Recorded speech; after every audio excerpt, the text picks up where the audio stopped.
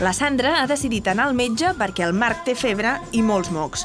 La infermera el visita, li dona diferents consells per fer-li baixar la temperatura i hi afegeix una última recomanació. Em donaràs el teu mail, i et prescriuré una pàgina que t'explica tot això, de com tenir cura quan el nen té febre. De totes maneres, també et prescriuré un enllaç que és un tutorial que li diem nosaltres, que és un vídeo de com fer-li la higiene al nen.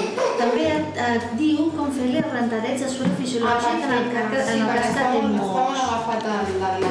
Per netejar el nas, si els nens tenen mucositat, també es fa servir el suero i una jeringa petita d'1 centímetre. Vídeos com aquests són l'aposta del nou portal Infermera Virtual, que vol que la informació arribi al pacient de manera clara i atractiva i que pugui consultar-la sempre que ho necessiti.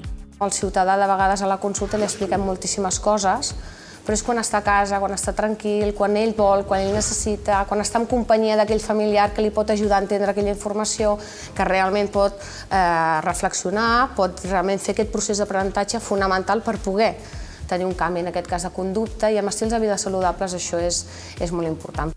Al darrere d'aquest portal hi ha el Col·legi d'Infermeres de Barcelona. Durant més de 8 anys han treballat per crear la pàgina i tots els seus continguts. Hi podeu trobar consells organitzats segons les diferents etapes de la vida i també per problemes de salut. Assessorament, per exemple, per dissenyar-se l'alimentació durant les fases de l'embaràs.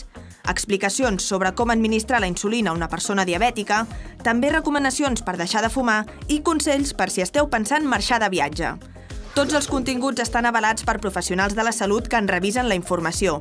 No hi trobareu una consulta directa per resoldre els vostres casos particulars, però sí que podeu fer-los arribar a través de Facebook i Twitter perquè puguin incorporar nous temes al portal. Infermera Virtual no vol substituir la consulta mèdica, sinó ser un complement a l'atenció primària.